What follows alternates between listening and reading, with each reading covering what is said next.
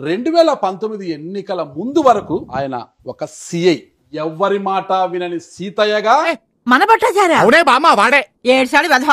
ఆ వెధవ పొట్టేసుకొని వాడు తప్పాల మొహం వాడు. అనూహ్యంగా రాజకీయాలకు వచ్చిన ఆయన ఉరుములా ఉరిమాడు, ఉరుపులా మెరిచాడు. ప్రస్తుతం అంటే 2024 ఎన్నికల తర్వాత ఆ తుఫాను ఆగిపోయింది. కార్మిక కిరణం కరిగిపోయింది, పేదల ఆశాజ్యోతి ఆరిపోయింది, రాష్ట్రం మూగపోయింది.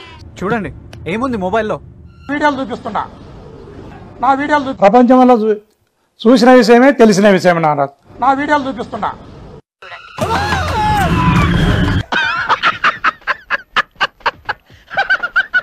ప్రస్తుతం ఆయన ఏం చేస్తున్నాడు? దానిమ్మ తోటకు వచ్చాను. ఇంతక ఆ తోట అయితే ఆయన కాదులేండి, ఏంటి బాబన్నా ఇంకోసారి ఆ తోట అయితే ఆయన కాదులేండి. నమస్తే సార్. నమస్తే అండి నారాజు గారు. రారా బట్టురా, నీ గురించి మాట్లాడుకుంటున్నావు. Political science, special Telugu. Special Telugu law SK university. Law చేశారు మీరు. అటు చూడు. యా కాకుండా ఇంకేదైనా చెప్పండి. Some of the MPs they are naturally they are panic. నీ బతుక్కి తెలుగు సరిగా రాదా? English novels. Security personals, anything you want to add? Law చేసిన తర్వాత మళ్ళా పీజీ తెలుగు రాదు, ఇంగ్లీష్ రాదు, సన్నాసి అతవా. సార్ మీరు సడన్ గా చూస్తే హైట్ తక్కువ కనిపిస్తారు సార్ అందరికి. ఒరే నీ హైట్ కి నువ్వు మాట్లాడే మాటలకి ఏమైనా సంబంధం ఉందా? హైట్ కి దీనికి సంబంధం ఉంటాయి. 172 సెంటీమీటర్స్ ఉన్నారా సార్?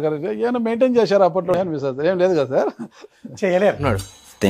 నేను ఈ పార్టీ ఓడినా గెలిచినా, నాకు టికెట్ వచ్చినా రాకపోయినా, నేను జగన్మోహన్ రెడ్డి గారి పక్షాన నిలబడంగా నేను రాంబాణం అనుకుంటున్నా. నన్ను ఎప్పుడు ఎక్కడ ఎవరి మీదకి జగన్మోహన్ రెడ్డి గారు ప్రయోగిస్తారనేది కాలం నిర్ణయిస్తుందని. ఈ రామబాణం ఎవరిని బలి తీసుకుంటుందో తెలియదు. కట్ట కాలేంత వరకు వైసీపీలోనే ఉంటా, నేను చనిపోయినా నా శవంపై వైసీపీ జెండా కప్పాలి అని తీసుకెళ్ళి తగలబెట్టేసేయండి. అలా రికార్డ్ అవుతుంది. మళ్ళా నేనే దీన్ని బయటకు తీయాలి. మీరు ఎప్పుడైనా రేపు పొద్దున మళ్ళా వేరే కండవ మారిస్తే దీన్ని మళ్ళా నేనే బయటకు తీయాల్సి వస్తుంది. ఆలోచించుకోండి. వీడు ఈ టైప్ లో తగిలాడేంటి? ఇది వైఎస్ఆర్ కాంగ్రెస్ పార్టీ అనేది సావులేని ఒక జీవనది లాంటిది. అంటే అన్నాడు గాని ఆ ఊహ ఎంత బాగుందో. మా అధినాయకుడు ఎండకు ఎండని, వానకు తడుసని, చలికి వనకని, నికార్సైన కొండారెడ్డి బురుజులాగా నిటారుగా నిలవన్న వ్యక్తి జగన్మోహన్ రెడ్డి గారు. నువ్వు పై కనపడావు కానీ లోన చాలా ఇసే ఉన్నదిరా నీకు. నాకు ఇప్పుడిప్పుడే తెలుస్తుంది సార్. జగన్మోహన్ రెడ్డి ఓడేది లేదు, చంద్రబాబు నాయుడు మళ్ళా గెలిచేది లేదు. రాత్రి ఎక్కడ పడుకున్నారు మీరు? రాత్రి ఎక్కడ పడుకున్నారు? ఇంట్లో పడుకున్నా. ఇంట్లోనా? అంటే బాగా కళలు వస్తాయి మీకు? ఏం కలలేదు.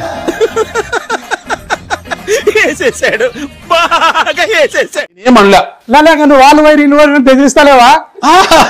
నేను బెదిరించలే. పిల్లాడిని చంపేస్తారా? వాళ్ళు వైరారు ఇల్లు వైరారు ఏం నమ్ముకొని ఉంటున్నావు అంటే అన్నావు.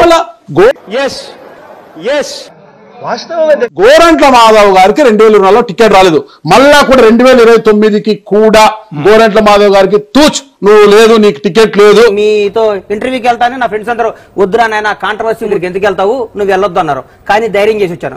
ఇప్పుడు యుద్ధంలో గెలిచాలన్నప్పుడు వీరుడు ఎప్పుడు ఎక్కడ ఎవరి మీదకి ఈ బాణాన్ని ప్రయోగిస్తే సరిపోతుంది. చూపిస్తున్నా. నా వీడియోలు చూపిస్తున్నా. ఏం మాట్లాడుతున్నావురా? నరాలు కట్ అయిపోయింది. జగన్మోహన్ రెడ్డి గారిని మనం బాగా గమనిస్తే అరిమేల నాగిరెడ్డి, బియ్యాలవాడ నరసింహారెడ్డి, బిఆర్ అంబేద్కర్, జ్యోతిబా పూలేను,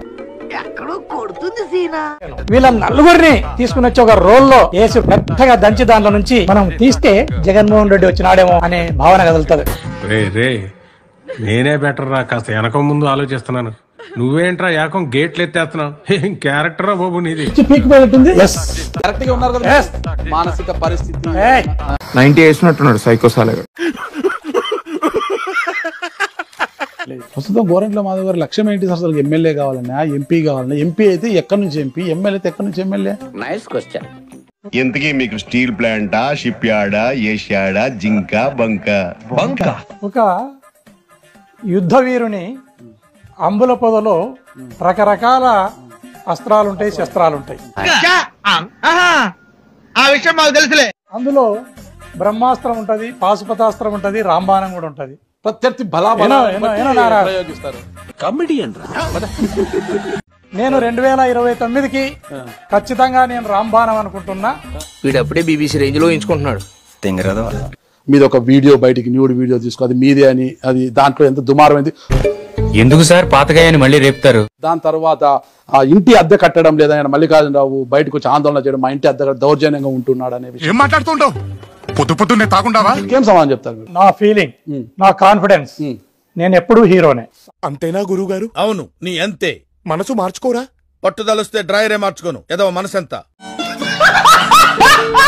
నేను భావిస్తున్నాను. పాడిన పాటనే పాడాకురా పాసిపల్ల దాసరి అన్నట్లు నువ్వు పంచింగ్ పలక్నామాకే పంచా చెప్తా. నువ్వు పాడిన పాటనే ఆ వీడియో వీడియో వీడియో అని చెప్పి నువ్వే కాదు ఎవరైనా ఈ వీడియో అది ఫేక్ అనేది తేలిపోయింది. అదెవరు చెప్పారు? అదెవరో చెప్తే నమ్ముతా నేను? వాళ్ళే చెప్పారు. వీడియో తెంగరమాలోకం. దానిని మీరు పదే పదే మాట్లాడి దాన్ని మళ్ళా ప్రజల్లో నమ్మించడానికి ప్రయత్నం చేస్తున్నారేమో అనిపిస్తుంది నాకు. మన జానకి విషయం తక్కువ, నేనే ఎక్కువ. థ్యాంక్స్ అండి.